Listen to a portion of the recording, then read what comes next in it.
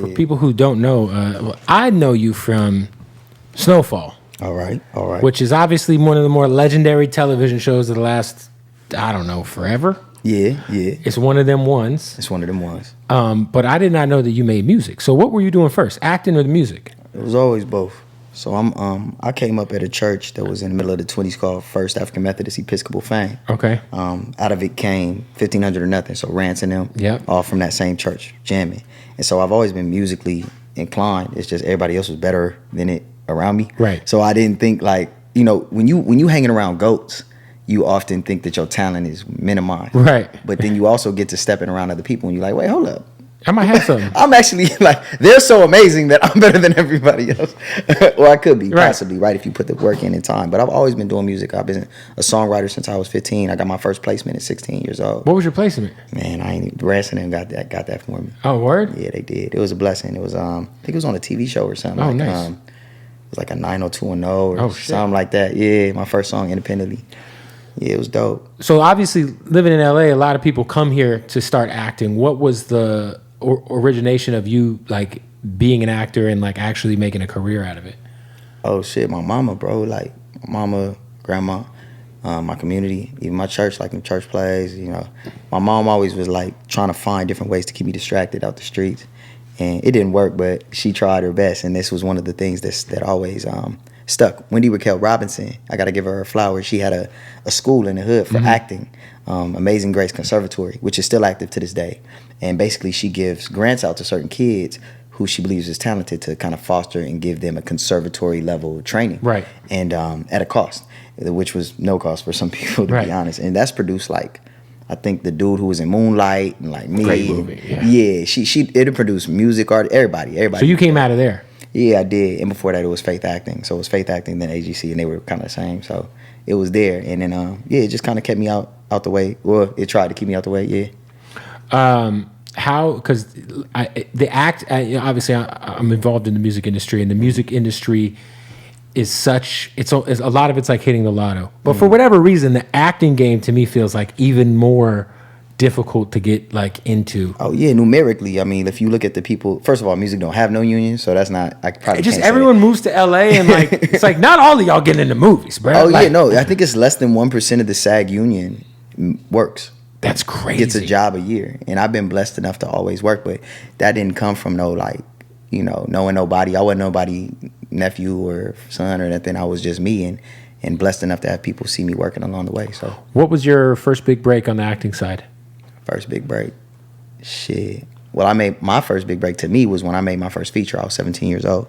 I wrote, directed, starred in it because I didn't know no better. Right. And I won this grant from Panavision. I was like 17 years old. It was supposed to be for college students, but I didn't know. So I just applied. I applied, and they gave me this big ass film camera, and so I had to learn how to like cut film, like my fingers. So you shot your own shit, like yeah, like really. I was on Super 16. I'm shooting my first feature. I starred in it, directed it, but I had always had a love for cinema, always had a love for music. Right. So that was like a mode of expression for me. Like even when you say like, oh, the music industry or the film industry, that should be weird to me because that's not my. I don't have like actor friends. I didn't get actor friends till later. I had like friends who like we throw going away parties, and those going away parties is to turn themselves in. So to like, jail, yeah. That's my friends. Like so I didn't, even as I was being successful, even when like I'm going to Telluride or whatever, and the homies ain't never heard of that shit. Right. You know what I'm saying? But like I'm talking about, Bernardo Bertolucci, niggas don't really know what the fuck I'm talking about, but they supported me, they loved me. I always got love, so I just kept doing it. But the industry, the commodification of art, I still don't get that shit. I don't know how you navigate it. I don't know how my manager Chris Cornish navigated it. I don't know how niggas do that. I just make shit and been blessed enough. And people like it. Yeah, well, sometimes, but like really, I bother niggas. Right. Like, cause ain't shit scarier. Ain't no scary. Ain't nothing scarier than death. So I be pressing, like I'm making my shit. I'm going, and if people like it, they like it. So, how did you initially get into Snowfall? Obviously, John Singleton was behind. I mean, God rest his soul. Rest in peace to John Singleton. Rest legend. in peace to the big homie. But you were obviously very imperative early in the show. Yeah. What was the process of getting on his radar and getting casted in that show? Well, I had known John since I was 16, 17 years old because of that movie I told you I made. Right. So when I made it, I was also working at Sony Pictures under the head of physical production named Gary Martin. He gave me the opportunity to learn the business of filmmaking because I was bothering him. So he was like, you know, it was an internship that I found. I snuck on a lot. And talked to people. Jeez, that's crazy. Yeah, it was crazy. It was really wild out here. You know, I would ditch. I was going to summer school at Hamilton and ditching. So you were interning on the movie lot. Yeah, but nobody really knew how old I was. So they just like let me do shit and I knew what I was talking about, but they didn't know I was a kid. So I was getting checks like 16, 15 years old that were looking like nice, like not crazy, but like but something. for a 15-year-old, you getting 10 bands, you like, nigga, I'm up. And my family living in the section, I'm like, I'm up. So for me, making that feature film, there were other people like Gary Martin who had built the careers of minority filmmakers. He's a white dude, looked like Santa Claus, right? But he always enabled Black, Latino, and female filmmakers from the 90s, like Robert Rodriguez, like all them, and John. And he thought that I reminded him of John. And he would tell John, I got this kid. But until I made my first feature, John wasn't trying to hear it. So when I finally made my first feature, got on the front of New York Times, John was like, okay, I'll listen to this kid. You feel me? And we clicked because he did know who Bernardo Bertolucci was. Right. He did know, you know, what burger stand not to go to in South Central Los Angeles. And he knew books and he knew music. And he like, people don't know, John owned a record label. And the first person he ever signed was Nate Dogg. Crazy. Yeah, that's like he been that nigga. Like it's always been intertwined. It's never really been separated. And you know, like if you know the history of LA, you know. Was he also working with Coolio? Yeah, at some point. Yeah. Yeah, he really go crazy. Like I had the music director dude for the show on the white dude from Compton. What's his name? John Stewart. Yeah, John Stewart. He for real. I ain't gonna lie. He for real. He been outside. Like he been outside. Right. But yeah, nah. So you're like a real just film geek. I mean, you got to be a geek about this shit to really like put your own movie out as a kid. Like, I mean, shit. I'm like that with music too. Like So are you editing your own movie? I did at that time, yeah. Now it's like it's too easy. Like I'm saying when you were like back in the day, did you have Final Cut? Like back in the day, it was Avid, and now you still have Avid. But back then, it was these massive systems that you had to edit on, just like music with engineering. Right. It's like no, it used to be crazy. Now anybody can buy a little red box from Guitar Center and. But just like music, everything used to be tape. Everything used to be analog. You had to cut it. Right, if you wanted that analog feel. So I remember my first film, I cut like on like a Steinbeck. You were actually like cutting the film. And then the next film I did like on Avid, which is like ingesting these massive things. I shot on film. I did all that. I've done my work. Like I've really been out here. Probably didn't have to, but but I loved it. When you love some shit, you don't even know that you're supposed to be doing certain things to industrialize, to solidify a career or political. I never did the politics very well, even in music. Like that's why it took me so long to transfer over and do this EP, which is Street Journals Volume 1, June 23rd. And you know, I got these big features, and everybody's like, "Oh my God, where's who else on your EP?"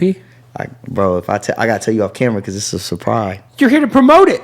Who's on the EP, Chris, man? can I tell him, or am I holding that? It's a big one. You can tell. But you can't put it in though. You gotta beep it. You gotta beep it. Okay, we'll beep it. So the next single, I'll play it for you. Oh shit.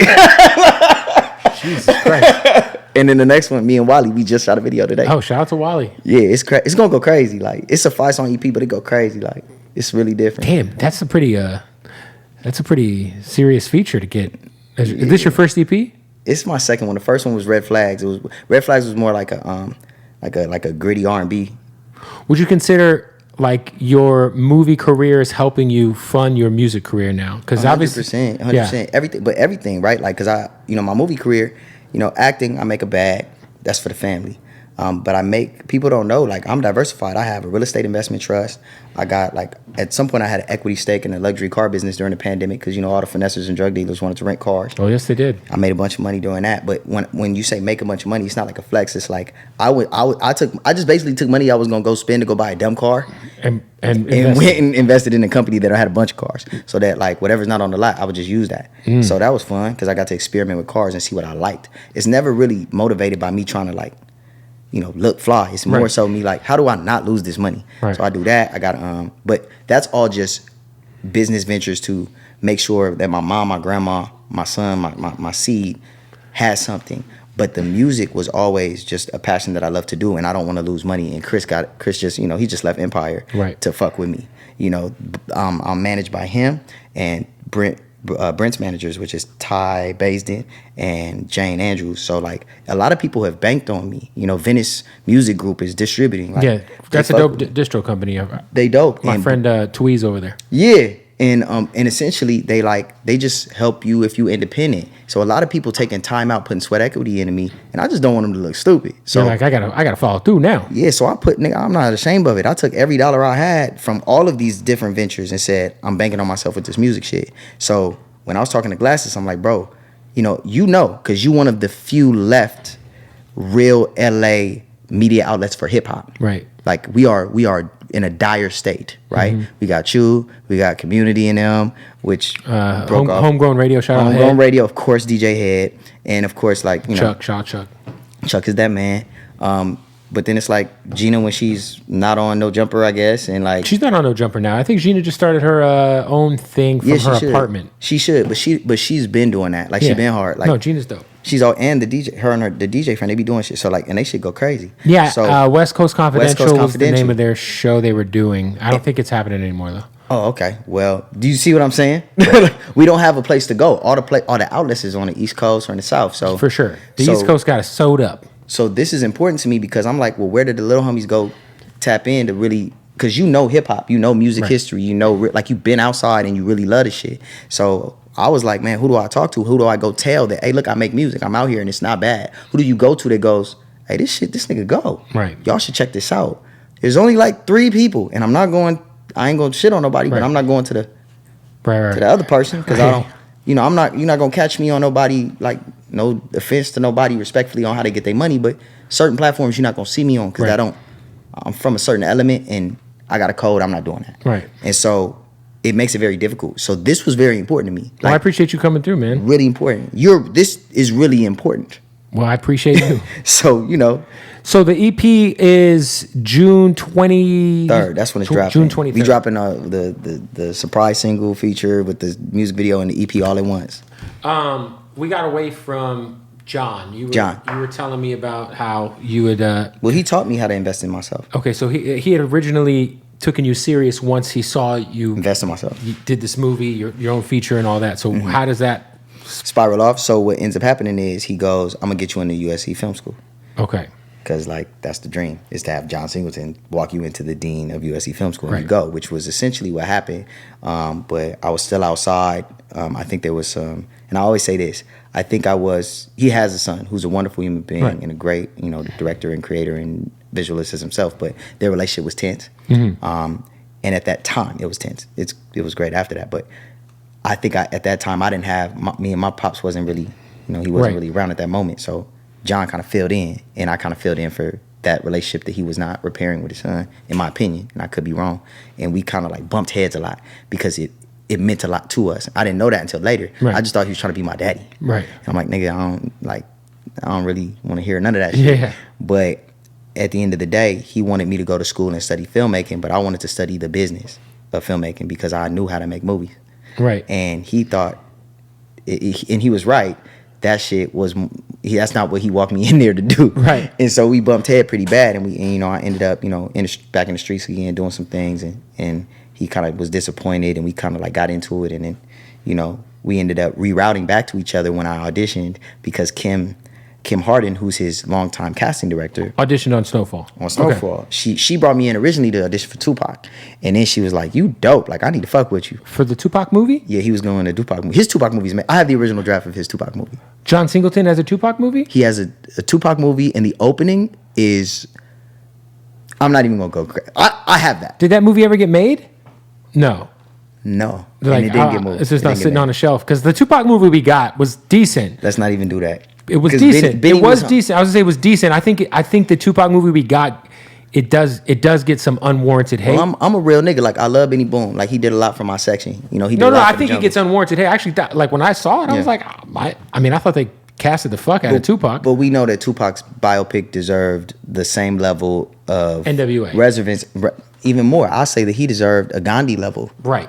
A Malcolm X level, for sure. He was that big of a in that level of cinema, right? And that doesn't mean that Benny couldn't do it, but the budget limited and all that. That's what I'm saying. Yeah, I just think there was like budget issues, and like, you could kind of tell it's like it should have gotten the same respect as like Ali or something, you know? Yeah. And so my big homie Lays, rest in peace. You know, Lucky was right hands with Benny Boom, so he's helped out in the section a lot. Shot the Waka Flocka video in our section, all that. So I show him love. No, I actually thought it was for like knowing all the restraints and shit. I thought it was solid, and I thought that I can't say that. I don't feel that way, but I respect. The kid who played Tupac though looked just like him. He do.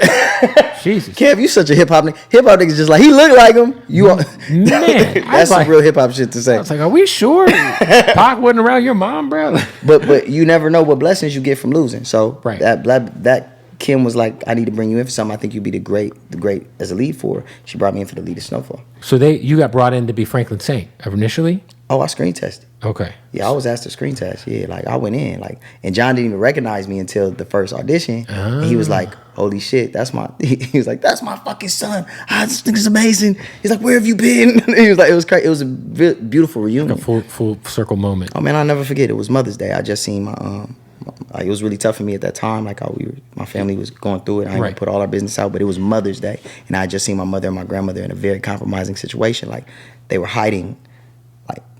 Shit, we was on the first floor of an apartment, hiding the air mattress in the bathroom type shit, you know, Damn. On Mother's Day. And the next day was my audition for Snowfall. And you knocked it out the park, obviously. I did, but I think that the studio just wanted to go another way because the two creators are actually John Singleton and Erica Madio, who's from Downey. And he never gets enough credit for creating Snowfall. It was him and John's initial idea. Yeah, John's like, the name, John's the name, but their DNA together is what made the show. And then there's this a showrunner who I'm not going to mention, who was kind of put in position as a company man to kind of manage them because they were new to television. Right. And by the end of the situation, I just feel like a lot of the decision making was not left up to John. And from for whatever better or worse, but because of that, certain things happen, and that's fine. I'm okay with it because I think that God works how he works. The only thing I would say is that gave me my mentor back. Like we got to get back cool, and that leadership and that foundation and them Sundays that I missed and being up under him and learning and history and just everything more than just film and television. It was just a beautiful thing. And the only thing I miss that I wish I could have done was become a big enough star to give back to him like he's given us so many stars. For sure. And respect and love to them, but he never got the treatment that Scorsese got. Right. He never got the treatment. Shit, he didn't even get to see what Snowfall became. No, he didn't. And in my opinion, I just wish he would have had his Leo, his Robert De Niro. Right. Whoever his part, like the guy who's booming because he put him on, come back and make all his filmmaking dreams come true. So that's my only regret with that. Right. But I mean, it ended up being like a greatly casted show. Everybody in the show can act their ass off.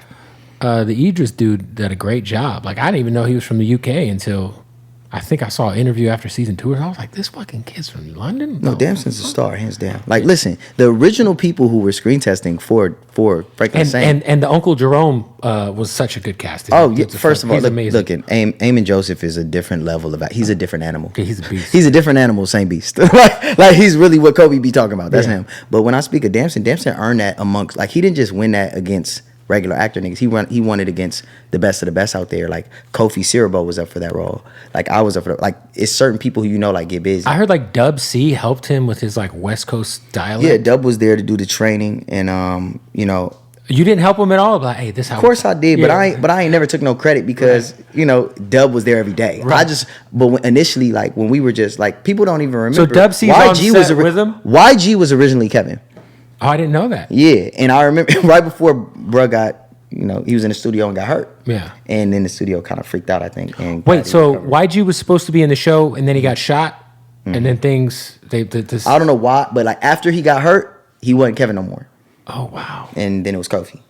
That's crazy. That's real shit. That's how this shit go, bro. This whole. I did not know YG was supposed to be in Snowfall. Oh man, listen, Kofi and I were up for Franklin. Kofi ended up being the lead of Queen Sugar. They moved me to Leon. I was Leon at some point. Wow. I went from being the lead to Leon to being to being Kevin. Then they made Kevin a bigger role. It was crazy, but for whatever the reason, that's what it was. But what I'm saying is, Damson is a star, and he's also my friend and a good dude. He fun. He have a good time. But it's funny because I don't even think people have really realized how entertaining he is yet. But it will come, and that's what I just met him at the Tyler the Creator show, and he was super nice. Super nice guy. Yeah, he's a fun guy. He was just there by himself enjoying the Tyler show. Yeah, that's Damson. Damson like that. He's really a charming, funny dude. When you get the script and you realize your guy's about to get killed off. What's that like as an actor? I don't feel shit, nigga. I'm from the streets. That shit. I'm just wondering. I was I was glad to get my family out the hood. I always just thank you for the money, FX. I always wonder when I watch like my favorite shows, right? And like you'll see like one of these beloved characters get killed, like on the actor side when they get that script, and they're like, oh, well. So Kev, I don't know if you know this. I'm black. We die in everything. so I'm just used to the shit. No, I'm just kidding. I knew already. Right. John, so you had an idea that John already. Well, listen. There's certain things that I'm just not going to talk about right now because I want to. I don't want it to overshadow what I'm doing with music, what I'm doing with film and television. Because when I talk about that, I want to talk about it from a place of pure truth where niggas can't say I'm hating. Right. So I got to win first. But the way that I could say it without being a snitch ass motherfucker is being like, other things happen. Some real situations happen that I didn't agree with how certain people handled them. John went to bat for me, and they found a way to be like, hey, like, we not sure if we want to keep him. And John came to me and was like, do you want me to fight for you? Do you want to stay on? Right. And John and I had we had movies with Netflix going. We had all types of shit going on. Like a movie, like we had all types of things like writing and directing going on. And so he was like, do you want me to go to bat for you? And I was like, no, I don't want to be where I'm not wanted. Right. And he's like, well, it's not that they don't want you. They just want to,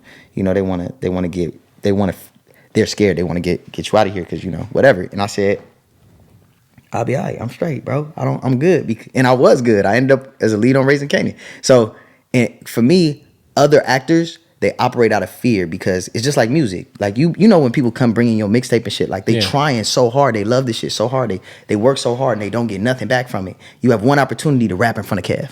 You got one opportunity to get in front of like Kanye or somebody and do your shit. Mm-hmm. And then that could change your whole life. But I've been blessed enough to know my divine ordainment. Like people love me at home, bro. Like where I'm from, I'm solid. I could be down dick in the dirt and niggas respect me because of what I've done in real life. Right. My mama loved me. My grandma loved me. My section loved me. You feel me? So whether I book a role or not, first of all, niggas know I'm cold with this movie shit. As you can see, if I want to rap, I can rap good. Right. I can sing good. I can do whatever I really want to do. So everything is just timing. Mm-hmm. But I feel bad for other people because there's a desperation. And it's sad because people take advantage of that.